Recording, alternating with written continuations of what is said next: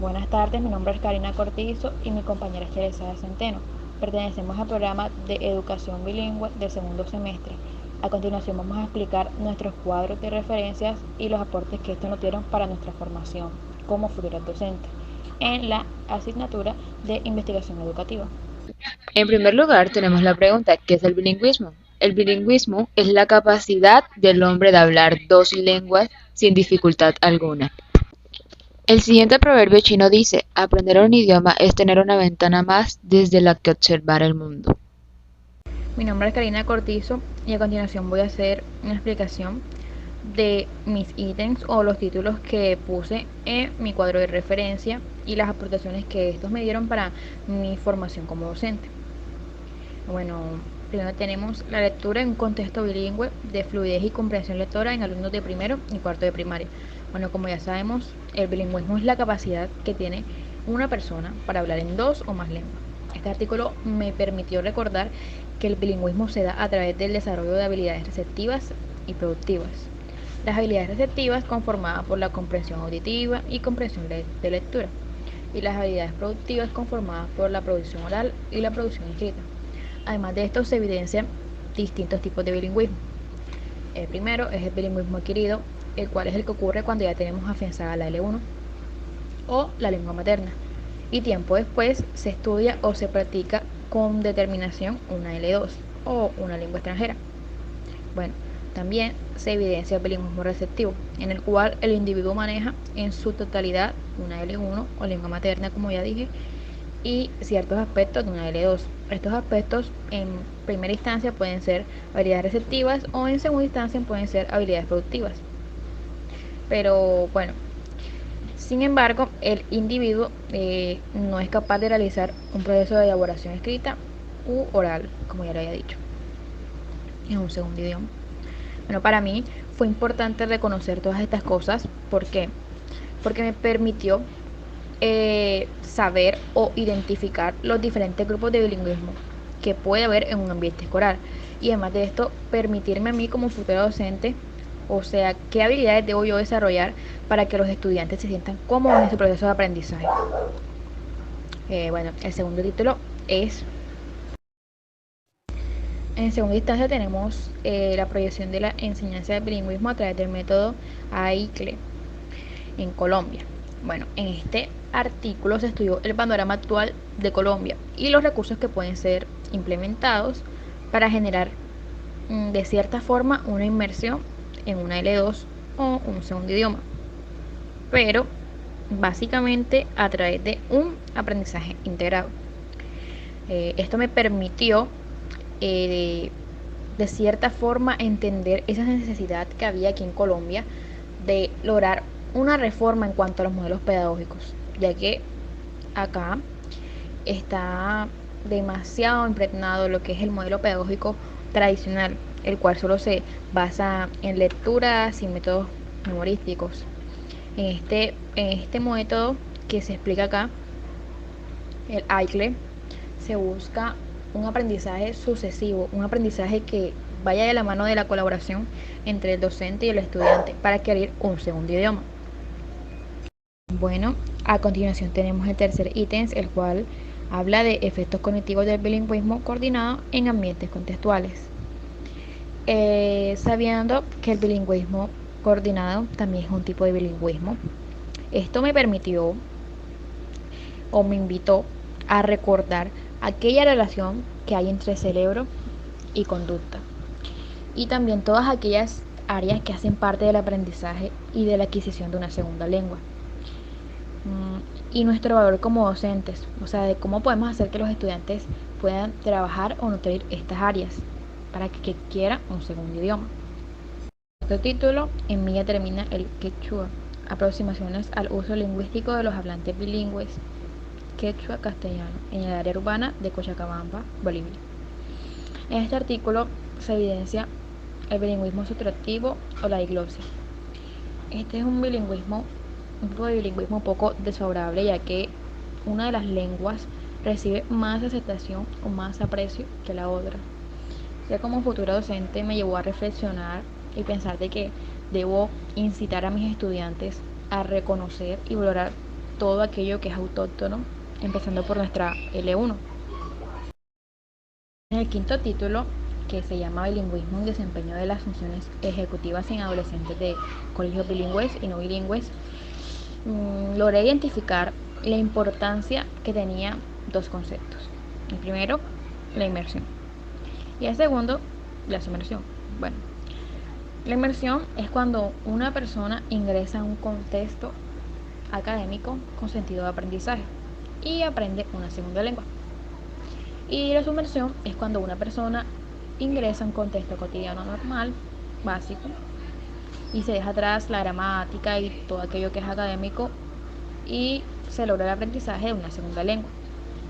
En este artículo se logra ver esos dos tipos de contexto y la importancia que tienen para aprender una segunda lengua.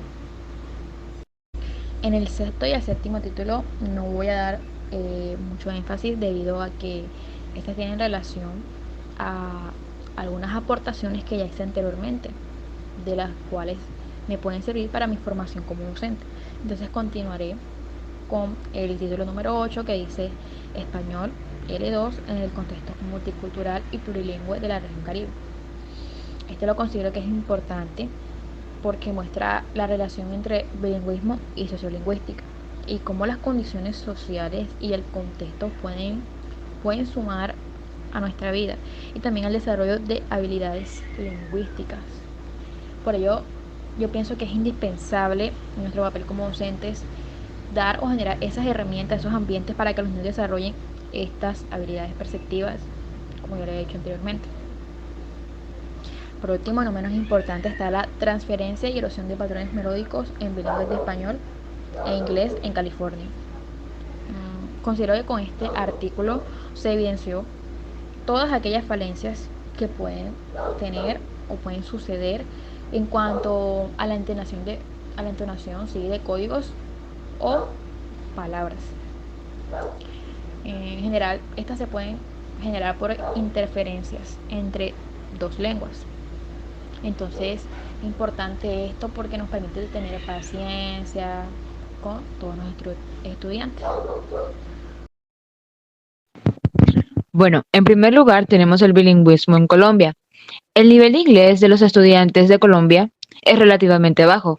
Así lo demuestran los resultados asociados en las pruebas de inglés de los exámenes del Estado.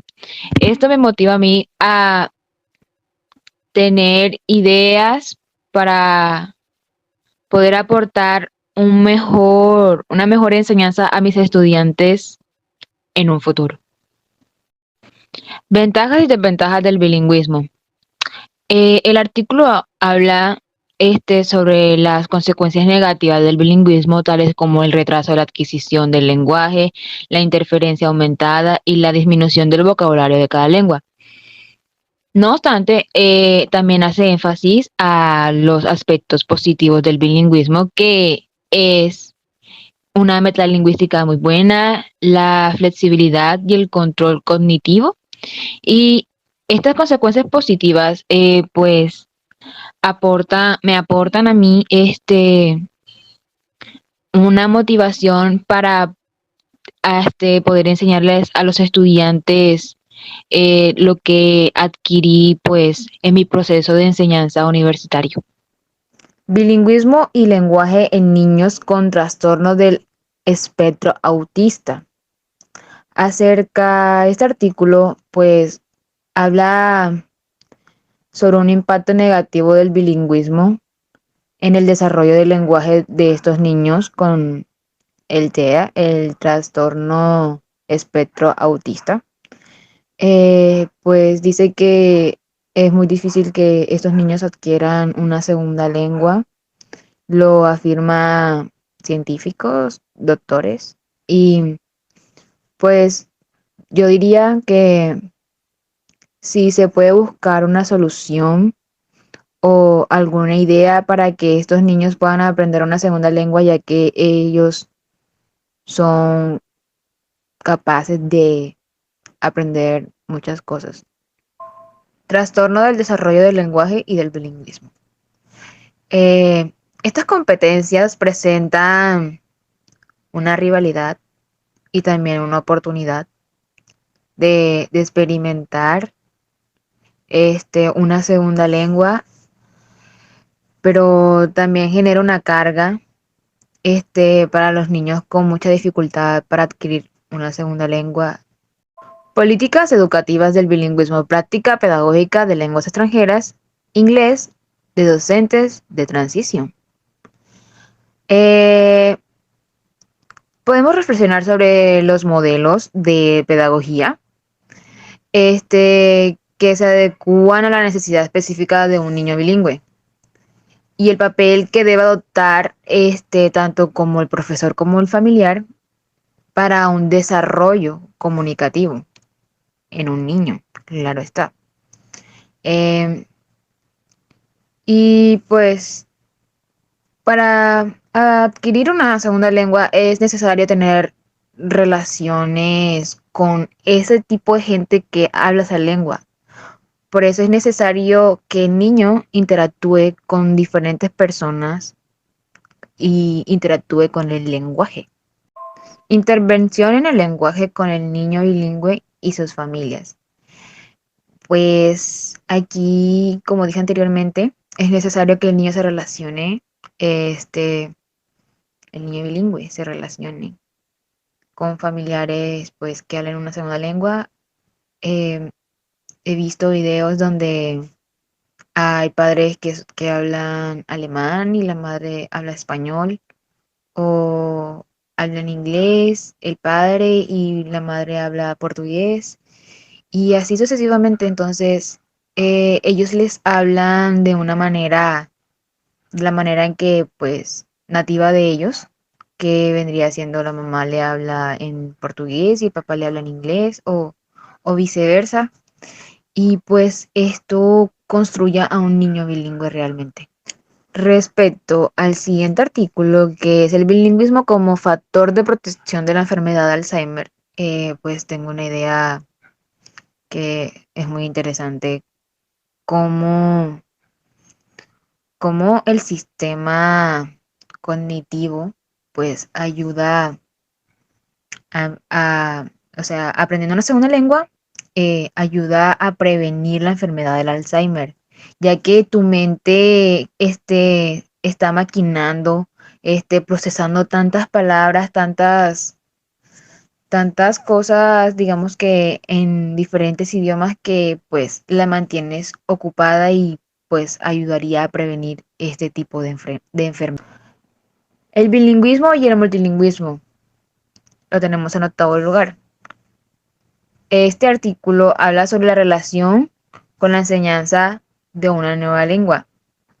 El bilingüismo y el multilingüismo se toman como punto de partida, adoptando un enfoque multilingüe que mira al hablante con el repertorio lingüístico, cómo se desarrolla socialmente, qué técnicas usó o puso en práctica para desarrollar esas lenguas, y, y cómo fue el proceso para la conciencia metalingüística. En noveno lugar tenemos el multilingüismo y la educación bilingüe. Existen tres ejes, las lenguas indígenas y educación, enseñanza bilingüe y educación bilingüe. Y también existe la política lingüística. Pues aquí vemos la relación entre lenguas indígenas y educación, comprenden estudios sobre cosmovisión y la lengua. El parto sobre la enseñanza bilingüe y la educación bilingüe introduce un enfoque pedagógico y experiencias en las escuelas indígenas bilingües. El tercer apartado, sobre la política lingüística, comprende discusiones sobre las ideologías del lenguaje que influyen en la educación. La influencia del bilingüismo en el aprendizaje de terceras lenguas. Klein señala que adquirir una tercera lengua despierta y profundiza el interés en otras lenguas, culturas y países. No es en vano dentro de este grupo de personas que participan, que conocen hasta 5 lenguas y en general todos recomiendan y motivan el aprendizaje de lenguajes, de nuevos lenguajes. Ya que es un proceso que en su opinión va a traer muchos beneficios personales, profesionales y culturales. Realmente concuerdo con este artículo, ya que estudiar alguna otra lengua despierta un sentimiento en ti sobre querer conocer otros países, saber sus culturas y realmente es muy bonito. Tenemos las siguientes preguntas. Número 1. ¿Crees tener la capacidad de un bilingüe? Número 2. ¿Cómo ejerces el papel de bilingüe en tu comunidad? Y en tercer lugar, ¿quieres aprender una tercera lengua? ¿Por qué? Gracias por su atención. Feliz